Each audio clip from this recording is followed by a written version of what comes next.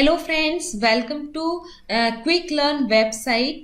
मैंने quick learn में recently एक वेबसाइट लॉन्च की है। ये है www.quick-learn.in। इस वेबसाइट में मैंने जितने भी YouTube में वीडियो डाले हैं उनके सबके नोट्स आपको यहाँ मिल जाएंगे। तो यहाँ पे आप क्विक लर्न के ब्लॉग वाले सेक्शन में जाइए। तो ये ब्लॉग सेक्शन में आप जैसे ही जाओगे, क्लिक करोगे तो ये सारे ब्लॉग यानी सारे नोट्स आपके पास ओपन हो जाएंगे। जो भी अभी मैंने डाले हैं उनकी कैटेगरी यहाँ दी है। आप सर्च बॉक्स से सर्च भी कर सकते हो। और मान लीजिए हमें 8051 माइक्रो कंट्रोलर का इंट्रोडक्शन देखना है तो यहाँ से जब हम कंटिन्यू रीडिंग में जाएंगे तो हमको यूट्यूब के वीडियोस भी मिल जाएंगे, इंग्लिश और हिंदी दोनों। और उसके साथ साथ जितना भी मटेरियल मैंने यूट्यूब वीडियो में बताया है वो सारी चीजें आपको यहाँ पे नोट्स के फॉर्म में मिलेंगी।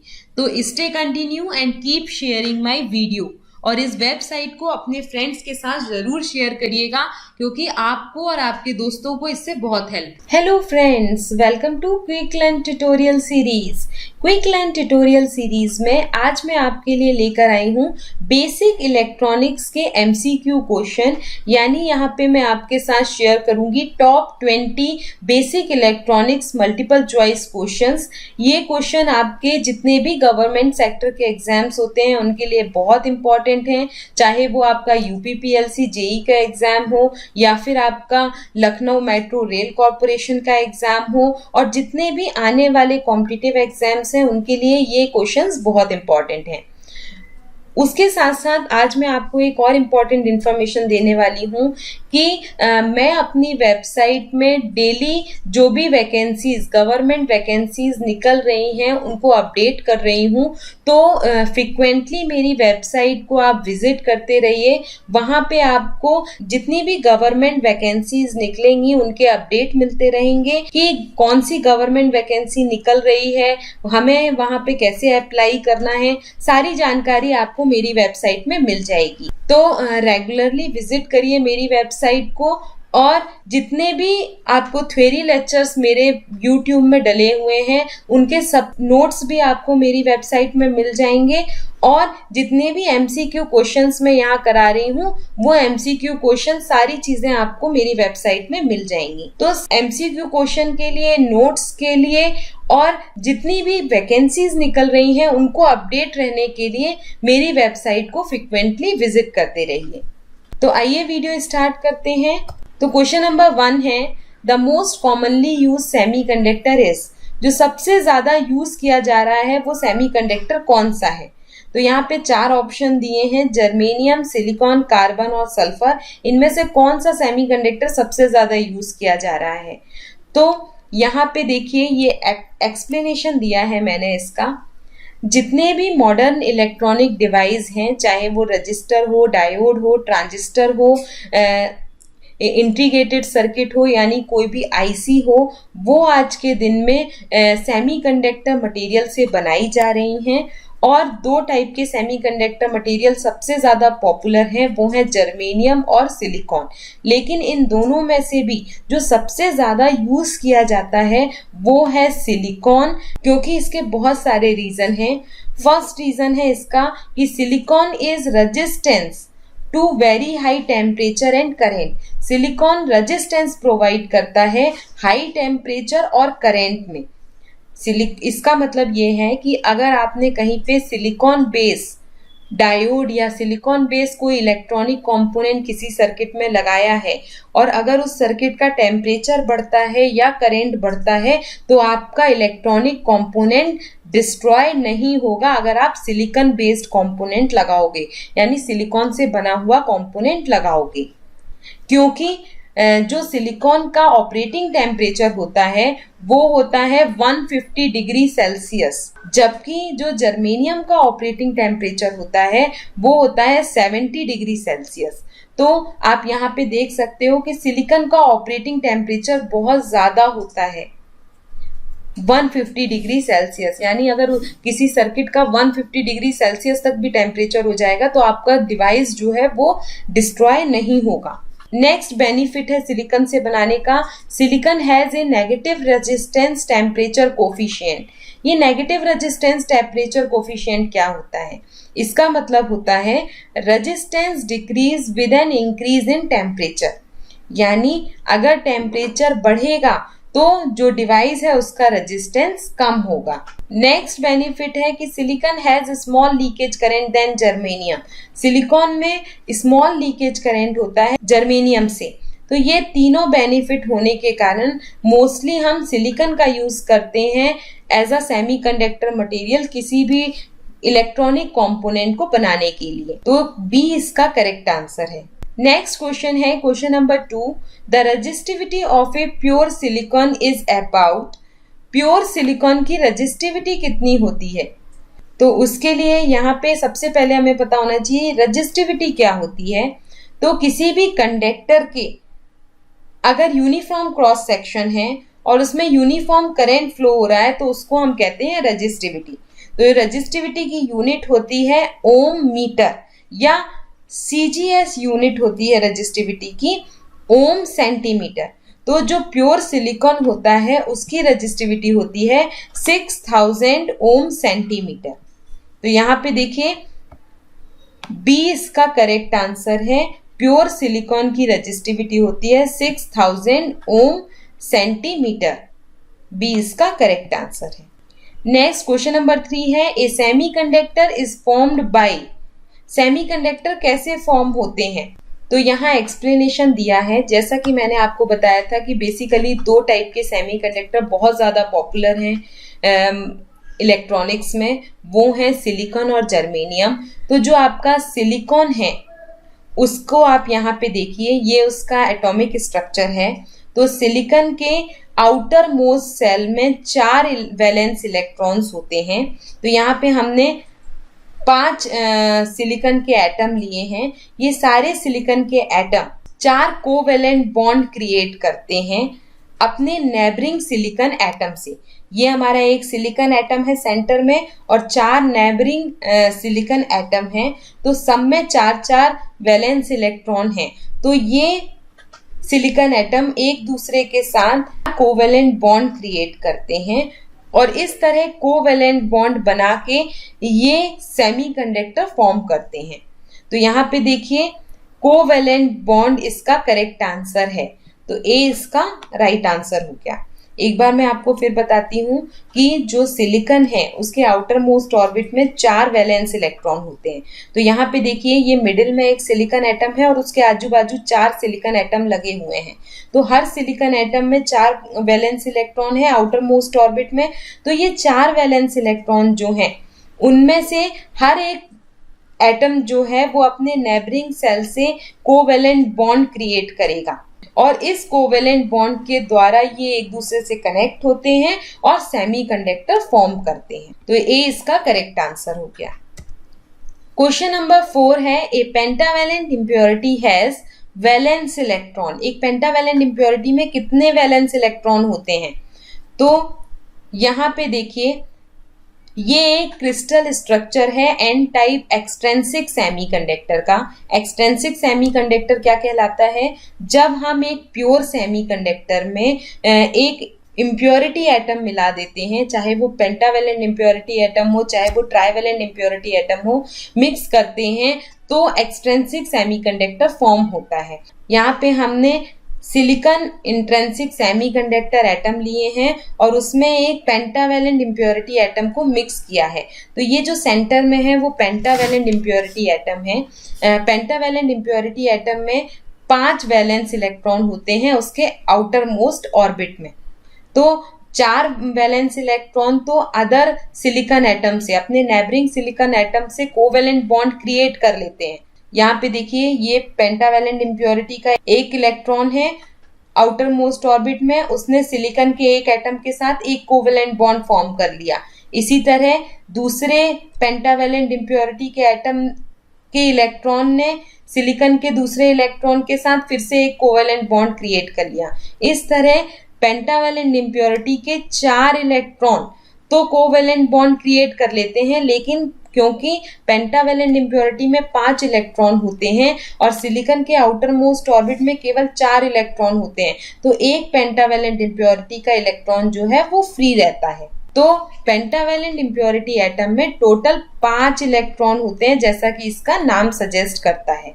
नेक्स्ट क्वेश्चन है, a semiconductor has generally blank valence electron. एक सेमीकंडक्टर में कितने वैलेंस इलेक्ट्रॉन होते हैं आउटर मोस्ट ऑर्बिट में? तो जो सेमीकंडक्टर मटेरियल होते हैं, सबसे ज्यादा जो हम यूज करते हैं वो है हमारे सिलिकॉन और जर्मेनियम। इन दोनों सेमीकंडक्टर मटेरियल का हम सारे इलेक्ट्रॉनिक्स कंपोनेंट और डिवाइस बनाने के लिए यूज करते हैं। दोनों में ही 4 इलेक्ट्रॉन होते हैं आउटर मोस्ट सेल में, जिन्हें हम कहते हैं 4 वैलेंस इलेक्ट्रॉन।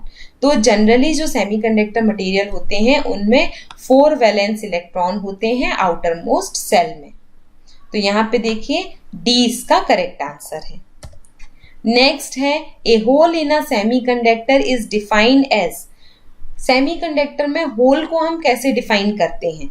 यहाँ पे दिया हुआ है, जो इलेक्ट्रॉन और होल होते हैं वो 2 टाइप के चार्ज कैरियर होते हैं किसी भी सेमीकंडक्टर मटेरियल में। किसी भी सेमीकंडक्टर मटेरियल में इलेक्ट्रिक करंट को कैरी करने के लिए या क्रिएट करने के लिए जो चार्ज कैरियर होते हैं वो हमारे पास होते हैं इलेक्ट्रॉन और hole. Hole basically positive charge carrier माने जाते हैं और इलेक्ट्रॉन हमारे नेगेटिव चार्ज कैरियर माने जाते हैं। तो जो होल होते हैं पॉजिटिव चार्ज कैरियर होते हैं और जो इलेक्ट्रॉन होते हैं वो नेगेटिव चार्ज कैरियर होते हैं। तो जो होल है उनका पॉजिटिव चार्ज इक्वल मैग्नीट्यूड का होगा, लेकिन अपोजिट पोलैरिटी का होगा इलेक्ट्रॉन के मैग्नीट्यूड से। तो हम कह सकते हैं कि जो होल है वो इनकम्प्लीट पार्ट है इलेक्ट्रॉन पेयर बॉन्ड का। तो बी इसका करेक्ट आंसर है। नेक्स्ट 7 नंबर का क्वेश्चन है, addition of trivalent impurity to a semiconductor creates many. Intrinsic semiconductor में यानी प्योर सेमीकंडक्टर में एक ट्राइवेलेंट इम्प्योरिटी मिक्स करते हैं तो क्या क्रिएट होता है? होल क्रिएट होते हैं, इलेक्ट्रॉन क्रिएट होते हैं, वैलेंस इलेक्ट्रॉन क्रिएट होते हैं, क्या क्रिएट होता है?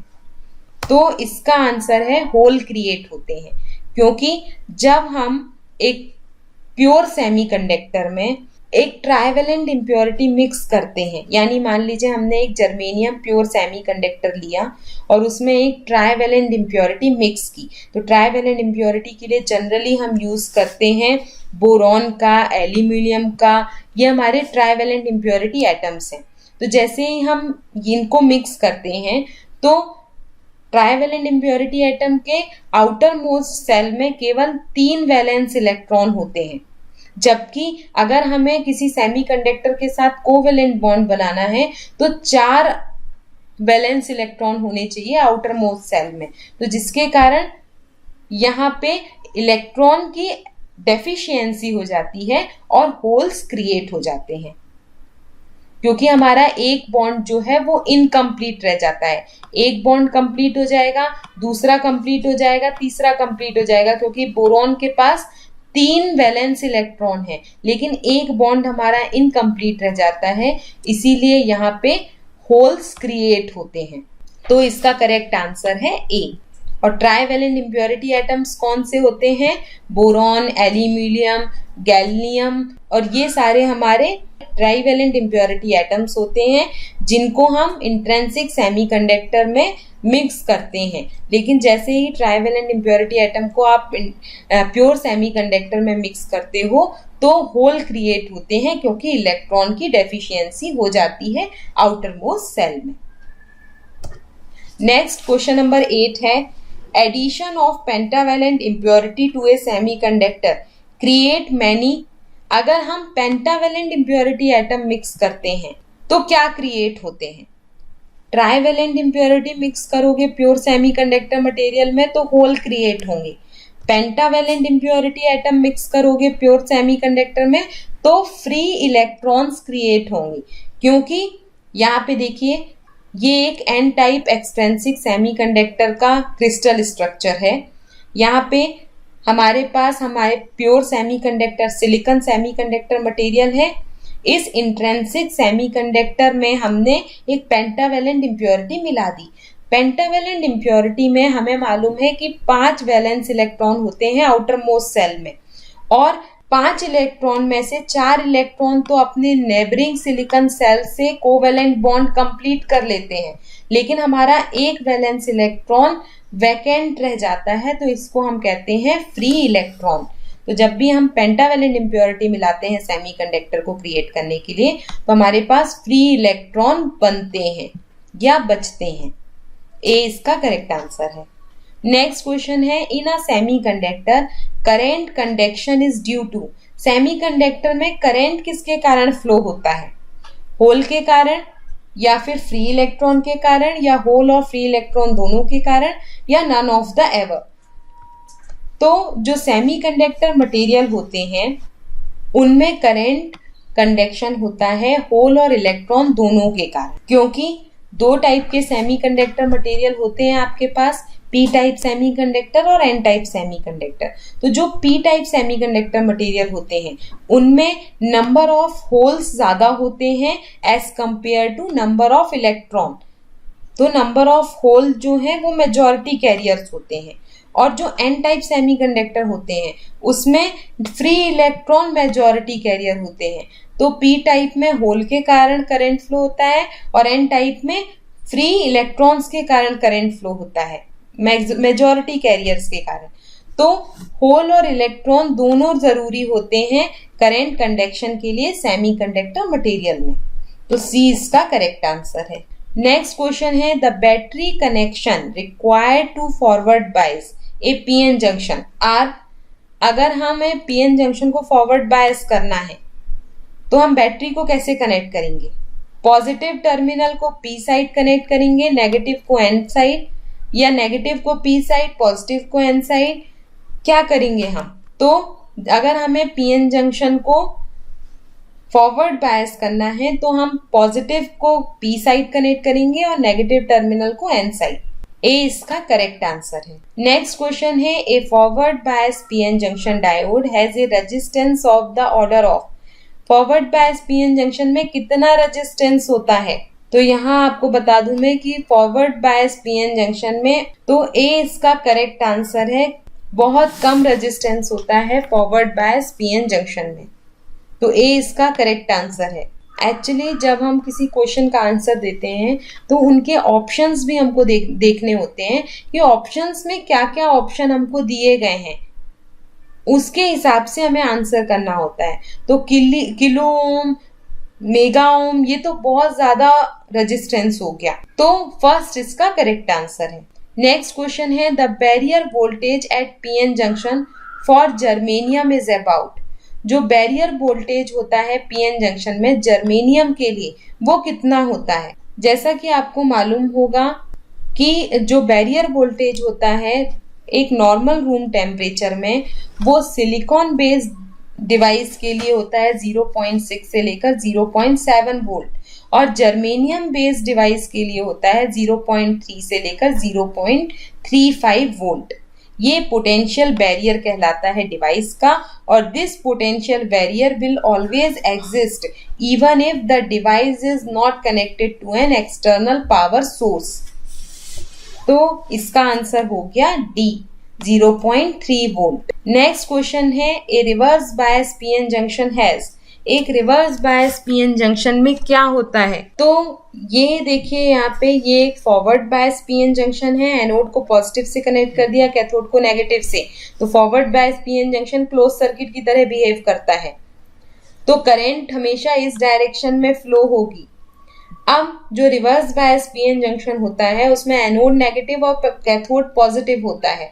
तो जो रिवर्स बायस पीएन जंक्शन है वो ओपन स्विच की तरह बिहेव करता है, और अगर स्विच ओपन है तो कोई करंट फ्लो नहीं होगा इनपुट से आउटपुट में, मतलब करंट को एक पाथ नहीं मिलेगा। तो यहाँ पे इसका आंसर है reverse bias PN junction has almost no current. कोई भी करंट ऑलमोस्ट फ्लो नहीं होता इनपुट से आउटपुट में। तो बी इसका करेक्ट आंसर हो गया। नेक्स्ट क्वेश्चन है, a PN junction act as a. PN junction कैसे एक्ट करता है? कंट्रोल स्विच की तरह, बाई डायरेक्शनल स्विच की तरह, यूनिडायरेक्शनल स्विच की तरह, और नन ऑफ द एवर। तो यहाँ मैं आपको बता दूं कि ये आपका एक पीएन जंक्शन डायोड है, लेयर स्ट्रक्चर दिया है। पी साइड हम एनोड कनेक्ट करते हैं, एन साइड कैथोड कनेक्ट करते हैं। जब हम एनोड को पॉजिटिव करते हैं विथ रिस्पेक्ट टू कैथोड, तब हमारा पीएन जंक्शन फॉरवर्ड बायस होता है। और फॉरवर्ड बायस के केस में ये डायोड जो है वो एक क्लोज स्विच की तरह वर्क करता है और करंट एनोड से कैथोड की ओर फ्लो होता है। तो हम कह सकते हैं कि एक PN junction diode unidirectional switch की तरह काम करता है। इसमें हमेशा एनोड से कैथोड की ओर करंट फ्लो होता है। तो सी इसका करेक्ट आंसर है। नेक्स्ट क्वेश्चन है, in the depletion region of PN junction there is a shortage of. PN junction के डिप्लीशन रीजन में किस चीज की शॉर्टेज होती है? तो यहाँ पे देखिए ये एक्सप्लेनेशन का डायग्राम है। ये आपका एक पीएन जंक्शन है। यहाँ पे क्योंकि पी टाइप से नेगेटिव टर्मिनल बैटरी का कनेक्ट है और एन टाइप से पॉजिटिव टर्मिनल कनेक्ट है, तो ये हमारा रिवर्स बायस पीएन जंक्शन है। तो रिवर्स बायस के केस में हमारे डिप्लीशन रीजन की विड्थ जो है वो इंक्रीज हो जाती है। और डिप्लीशन रीजन की विड्थ इंक्रीज होने से इसमें बहुत सारे इनमोबाइल आयंस जो हैं जंक्शन के अक्रॉस डिपॉजिट हो जाते हैं। पी साइड में नेगेटिव इनमोबाइल आयंस और एन साइड में पॉजिटिव इनमोबाइल आयंस। तो हम ये कह सकते हैं कि जो डिप्लीशन रीजन होता है पीएन जंक्शन का, उसमें होल और इलेक्ट्रॉन की शॉर्टेज होती है। वहां पे इनमोबाइल आयंस जो हैं वो कलेक्ट हो जाते हैं नियर द जंक्शन। तो बी इसका करेक्ट आंसर है। नेक्स्ट क्वेश्चन है, the leakage current across a PN junction is due to. PN junction में लीकेज करंट किसके कारण फ्लो होता है? तो लीकेज करंट हमेशा माइनॉरिटी कैरियर्स के कारण फ्लो होता है। यह आपको पता होना चाहिए क्योंकि लीकेज करंट है ये, और लीकेज करंट हमेशा माइनॉरिटी कैरियर्स के कारण फ्लो होता है डिवाइस में। तो इसका करेक्ट आंसर है ए। नेक्स्ट क्वेश्चन है, when the temperature of an extrinsic semiconductor is increase. अगर हम किसी एक्सट्रिंसिक सेमीकंडक्टर का टेम्परेचर बढ़ाते हैं, so the pronounce effect is on. तो क्या इफेक्ट पड़ता है? तो बेसिकली अगर हम टेम्परेचर बढ़ाते हैं एक्सट्रिंसिक सेमीकंडक्टर का, तो वहां पे माइनॉरिटी कैरियर इंक्रीज होते हैं, ये इफेक्ट पड़ता है। तो बी इसका करेक्ट आंसर है। नेक्स्ट क्वेश्चन है, with forward bias to a PN junction. अगर हम किसी पीएन जंक्शन को फॉरवर्ड बायस कर रहे हैं तो the width of the depletion layer, तो डिप्लीशन लेयर की विड्थ क्या होगी? इंक्रीज होगी, डिक्रीज होगी, सेम रहेगी। तो जब भी आप किसी पीएन जंक्शन को फॉरवर्ड बायस करते हो, तो यहाँ पे देखिए ये फॉरवर्ड और रिवर्स बायस पीएन जंक्शन मैंने बताए हैं।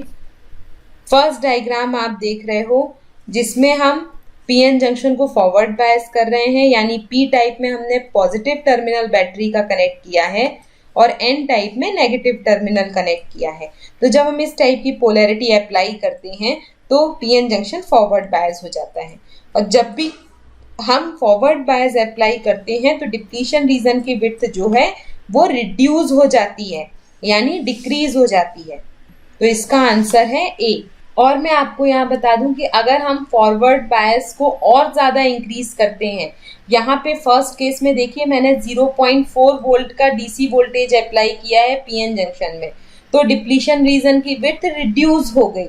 लेकिन अगर मैंने फॉरवर्ड बायस वोल्टेज थोड़ा इंक्रीज किया, यानी 0.7 का फॉरवर्ड बायस वोल्टेज अप्लाई किया है अपने पीएन जंक्शन में, तो डिप्लीशन रीजन जो है वो फुल्ली कोलैप्स हो जाएगा। मतलब अगर हम higher forward bias voltage apply करते हैं तो डिप्लीशन रीजन फुल्ली कोलैप्स हो जाता है और करंट, मैक्सिमम करंट फ्लो होता है सर्किट में।